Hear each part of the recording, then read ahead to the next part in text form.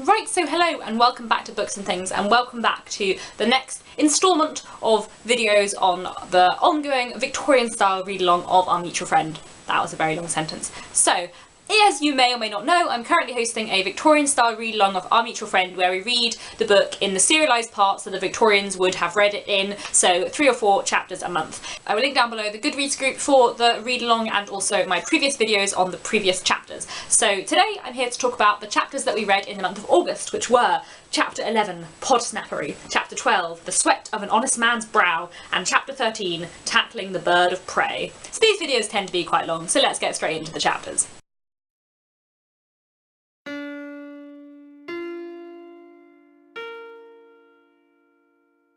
So first, Chapter 11, Podsnappery. Oh, what a glorious name for a chapter. I do enjoy the Podsnappery going on in Our Mutual Friend. So in this chapter, Chapter 11, Podsnappery, we basically are witnessing a party going on at the family home of the Podsnaps. Now the Podsnaps as a couple feel quite like the Veneerings in that they are all about show and they are very false and fake and very, very posh and very dismissive and very ignorant of the world around them, or certainly seem to not care about the world around them. But they're different to the Veneerings in that where the Veneerings are brand new, the Podsnaps are much older. It's this kind of conflict between new money and old money. The Podsnaps are older both in years but also in the fact that where the Veneerings have brand new furnishings and brand new plates and so on, the Podsnaps have sort of antiques, much more old-fashioned furniture. They set themselves up as this kind of pinnacle of good old British old-fashionedness. They're ignorant people and they're not very nice people, but this is how they set themselves up and how they view themselves. And in this chapter we witness a party at the Podsnaps' house, which has been held in honour of Miss Podsnap, Georgiana, who is turning 18, but no one her age is there. Everyone there is much more older and it's all just the friends of her parents. And in this chapter we become acquainted with Miss Podsnap, who is a character I am very fond of. And at the same time as we become acquainted with Miss Podsnap, so do Mr. and Mrs. Lamley. Now Mr. and Mrs. Lamley, we know by now, are full of schemes and trying to get as much money as they possibly can from every different angle. So in this chapter, Mrs. Sophronia Lamley befriends Miss Georgiana Podsnap, who is very, very shy and awkward and really doesn't like her parents and doesn't like her parents' friends. But Sophronia, or however on earth I say her name, and Georgiana become friends. And it seems almost nice, except that at the end of the chapter we have Mr. Lamley saying to Mrs. Lamley that she must keep close to Miss Podsnap because there is money there, and we know that there is a scheme afoot. I've realised in explaining that chapter that actually not much takes place during the course of the chapter Podsnappery, but it is one of my favourite chapters. I love the chapters in which Dickens describes society and the upper class world and just what it is like and how ignorant it is. I love his writing in these chapters because it is so comical and hilarious but also awful. Like some of the things that Mr. Podsnap says are so funny,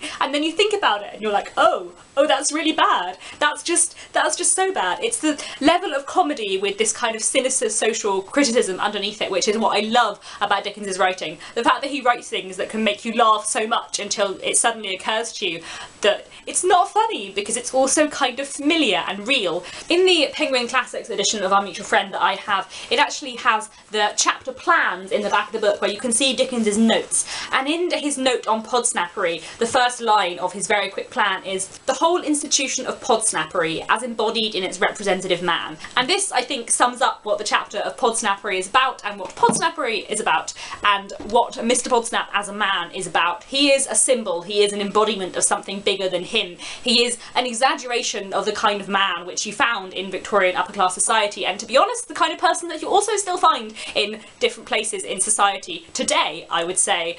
Certainly you can see in the way that Mr. Podsnap speaks to the foreign gentleman who has come to visit. There is something horribly familiar about Podsnap as a character. I have met people like Podsnap in the 21st century, and that is one of the things that I love about Dickens. His characters are caricatures and they are exaggerations and they push a certain type of person to the limit, but at the same time all his characters have certain elements that you have seen in other people. I've met people with bits of Podsnap in them and I love that about Dickens, I love that. And I have to say there are some brilliant lines relating to Podsnap. I love Dickens's writing in these chapters. We have, "Mr. Podsnap was well to do and stood very high in Mr. Podsnap's opinion. and the fact that Mr. Podsnap just sweeps away the rest of the world and all of the lower classes and everyone beyond the English upper class with a wave of his hand because he doesn't care about them, and it's done so well. And this idea that is central to this chapter of what he views as the ordinary way to live your life. The world got up at 8, shaved close at 15:15, breakfast at 9, went to the city at 10, came home at 5:30 and dined at 7. And we have this turning up throughout the chapter as a motif, the idea that whenever Podsnap hears music, that is what it symbolises to him, and whenever he sees paintings, he is seeing images in his head of people getting up at a certain time of the day and having this routine in their life that is his, which is very different from the routine of a lot of people in the Victorian period, because the office hours of a man working in the city like Mr. Podsnap were very, very short in comparison to the working hours of someone working in a factory, for example. And that kind of refrain that goes throughout this chapter of getting up at 8 o'clock, shaving at 15:15, etc., really brings to light and hammers home the fact that Podsnap is so apart from the rest of the world. And you can see that in the contrast between the life that Podsnap lives and the life that the Hexons live. And it's something that Dickens draws upon again and again in his novels, this kind of complete divide and disparity between classes. And as I said earlier, the Podsnaps are both like the Veneerings and not like the Veneerings. They are all show, and everyone is friends of their souls, just as everyone is the Veneerings' oldest friend, when actually they're not, and actually the Podsnaps don't really care about many people. It's all about show and facade and the kind of complete falseness with which Victorian upper class society operates within Dickens's mind and writing. The snobbery and condescending, patronising way that Mr. Podsnap speaks to the foreign gentleman, but also the way that they speak about different people in different classes, the way they speak about Mr. Boffin as the Golden Dustman, and the way that Mrs. Podsnap reflects upon Bella Wilfer. It says, Mrs. Veneering had to relate to a larger circle how she had been to see the girl, and how she was really pretty, and, considering her station, presentable. Is that complete tone of condescension and the way they view themselves as above everyone else in society, which Dickens really makes the most of in this chapter. And Mr. Podsnap is not only symbolic of this certain kind of snobbery and disregard for the world, but he's also symbolic of the school of thought within the Victorian period that believed that people were poor because they were immoral, or because they didn't work hard, or because they were idlers, and so on. We have this passage in this chapter in which Mr. Podsnap is talking to a meek man who mentions that people are starving on the streets, and Mr. Podsnap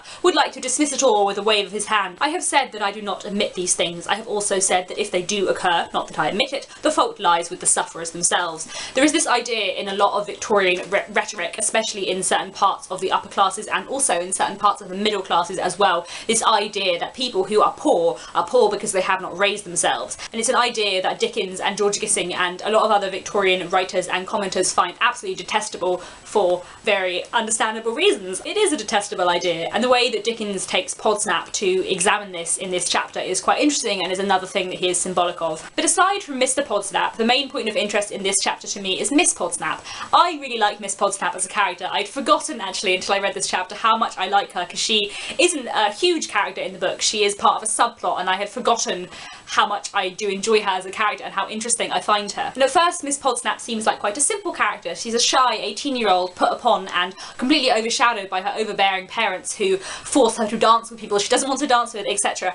But some of the things she says show that she is a bit more than that and show a current of anger and rebellion within her. She reminds me a lot, in fact, in many ways of Marie Melmotte from The Way We Live Now by Anthony Trollope, if anyone's read that. I love that Georgiana Podsnap hates dancing, but would kind of like to have danced with the chimney sweeps on May Day. To her, they seem free because they're free from the social pressures and the parents that she has. And there's this moment where she is being about to be forced to dance with a man she really doesn't want to dance with, and she says to Mrs. Lamley, "Oh, it is such a dreadful thing. If I was wicked enough and strong enough to kill anybody, it should be my partner." And it's one of those moments in Dickens that is very entertaining, but also has a current of real unhappiness and anger beneath it, which for me is part of why it is so sad that Mrs. Lamley is befriending Georgiana Podsnap, and it's just at the request, or the order in fact, of her husband, in order to try and get some money out of Georgiana Podsnap some way. And yet for Georgiana, who has no friends and who nobody likes her, she really wants a real friend, and she almost clings to Sophronia in this chapter. For her to make this friend is of emotional significance to her, and it's esteem to Mrs. Lamley, and that is kind of so sad. There is that moment where Mrs. Lamley says to her, "We are real friends, Georgiana dear," and Georgiana says, "Real." and it's so sad because they're not real friends and it's all a facade, and poor Georgiana. I do like her. At the same time, I do think with Mr. and Mrs. Lamley it's always worth considering them separately. When I first read the book, and certainly when I saw the TV adaptation of Our Mutual Friend, I always thought of Mr. and Mrs. Lamley as a pair because they do operate together and they're both very similar, and in many ways their personalities are very much akin to each other, but there are subtle differences between them, and I think when you're going through the book it's definitely worth looking for the ways in which Mr. and Mrs. Lamley act differently with regards to how they are scheming to get their money and so on. It's especially interesting in terms of looking at Dickens's treatment of gender, because here we have two characters who basically have the same personality, but one is male and one is female, and how that therefore changes their personality for Dickens is really, really interesting to look at if you're interested in gender in the Victorian period. And although there is something unpleasant and false about Sophronia Lamley, and although she did marry Mr. Lamley just for his money, there is also something more sinister about him and the way in which he orders her at the very end of the chapter, and he says, "Attend to what I'm saying, attend, I tell you, to what I'm going to say. Keep close to that idiot girl, keep her under your thumb. You have her fast and you are not to let her go. Do you hear?" It's very, very forceful, and he is giving the orders more than she is, and that is quite significant in terms of the dynamic of their relationship. So yes, I think that is all I have to say on chapter 11. And now moving on to chapter 12, The Sweat of an Honest Man's Brow. In this chapter we have Mortimer Lightwood and Eugene Wrayburn, these good friends, in their bachelor cottage because they live together, and they are sat one evening talking about various things, including Eugene Wrayburn's respected father, when in comes Rogue Riderhood, who we have encountered previously. He tells them he is there to give some information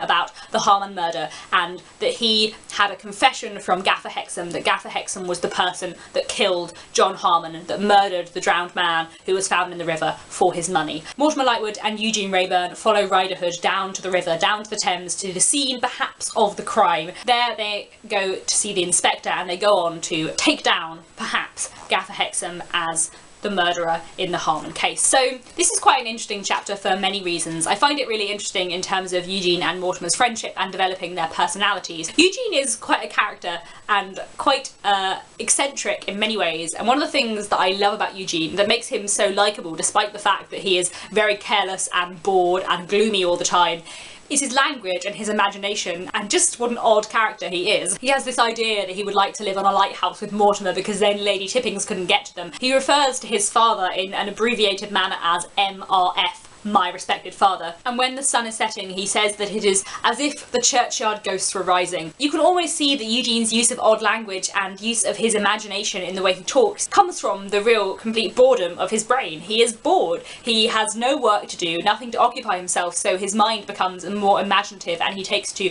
talking in riddles almost and saying these strange things. But I do love his dialogue, and I love what an odd character he is. I'm going to read some dialogue for you from a passage in this chapter that greatly amuses me. When my eldest brother was born, of course the rest of us knew, I mean the rest of us would have known if we had been in existence, that he was heir to the family embarrassments. We call it before company the family estate. But when my second brother was going to be born, by the by, this, says MRF, is a little pillar of the church, was born and became a pillar of the church. A very shaky one. My third brother appeared, considerably in advance of his engagement to my mother, but MRF, not at all put out by surprise, instantly declared him a circumnavigator, was pitchforked into the navy, but has not circumnavigated. I announced myself and was disposed of with the highly satisfactory results embodied before you. When my younger brother was half an hour old, it was settled by MRF that he should have a mechanical genius, and so on.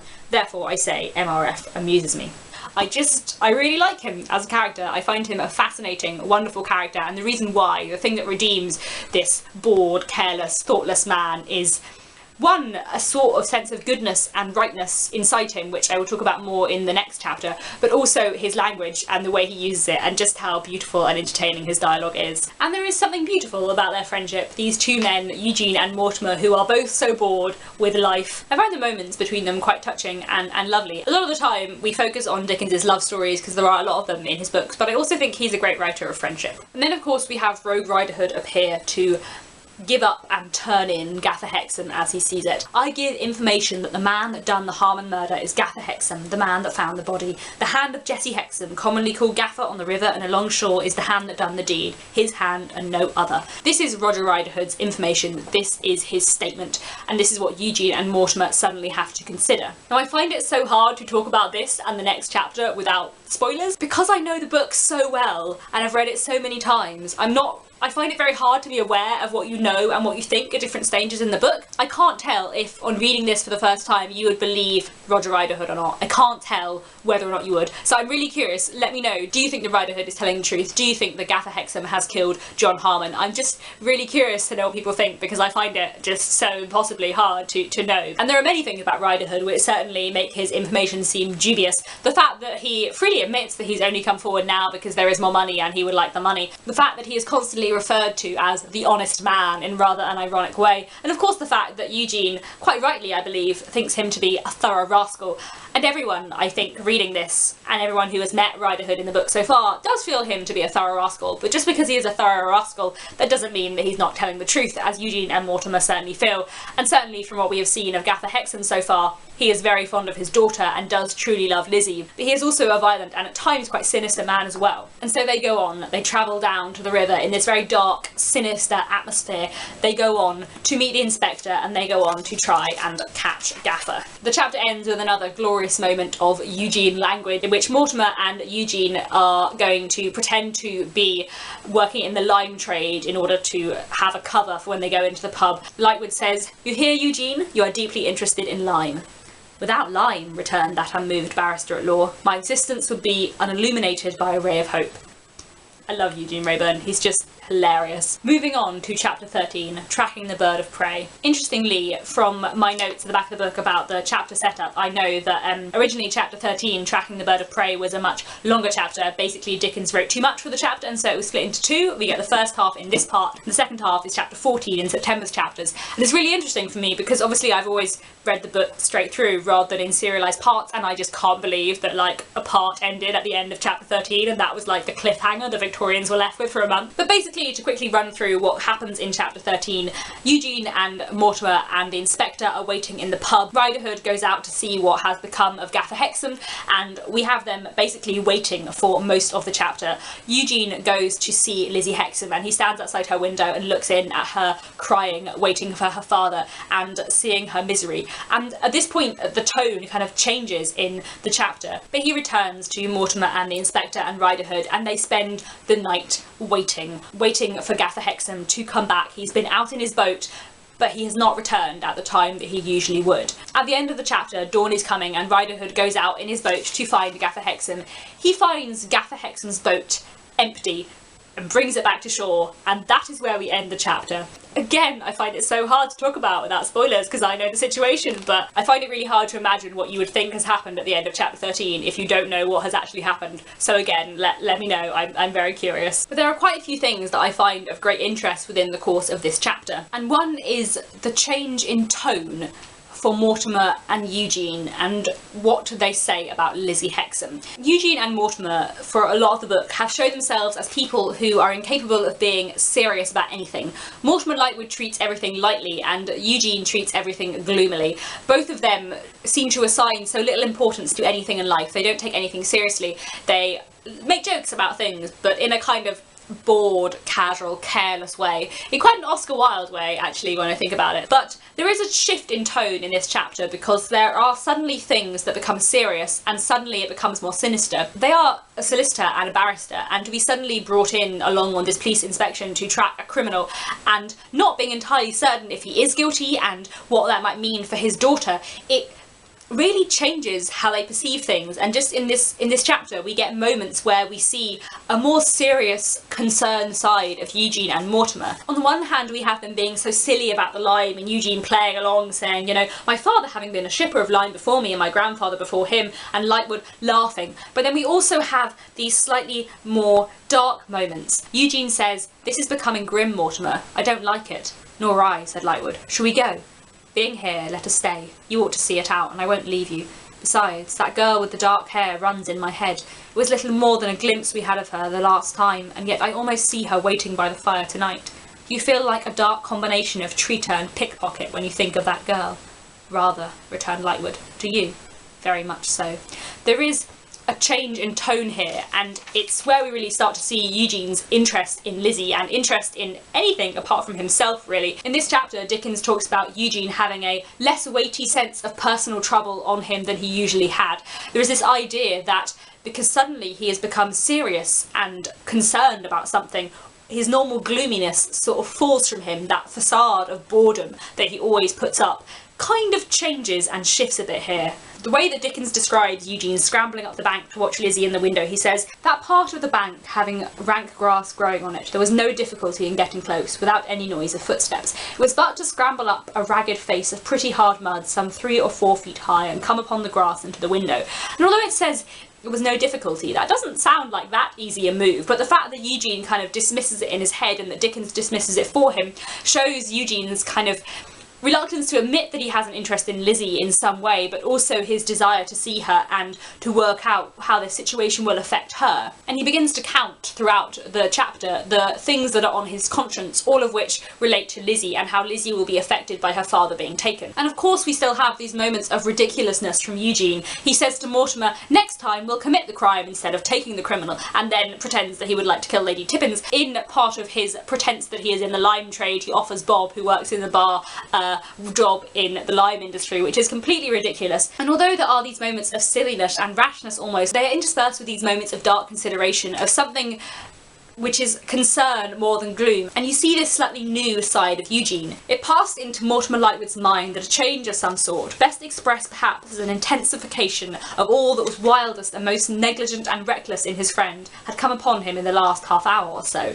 And it's interesting that immediately after this sentence, immediately after this paragraph, when Dickens comments on the change in Eugene, Eugene remarks on Lizzie, and we see that the reason for this change in his character, in his feeling, is because of his concern for what will happen to Lizzie, and because he feels that he has suddenly got mixed up in this sinister thing that has suddenly become a lot more dark, a lot more serious, and a lot more real than he ever thought it would be. One of the things I so love about Our Mutual Friend is the contrast Dickens draws between the complete facade and pretense and shiny brand new world of the upper classes with the grim realities of the working classes, people, to be honest, even below the working classes, people who within the Victorian society are right at the bottom, like Lizzie and her father. When we suddenly have Eugene and Mortimer brought down from their high, careless world into this very dark, very real, grim world, the way that that affects Eugene and Mortimer and what that means for their personalities and for their feelings is quite important here. When they're speaking to Rogue Riderhood in their cottage, it doesn't seem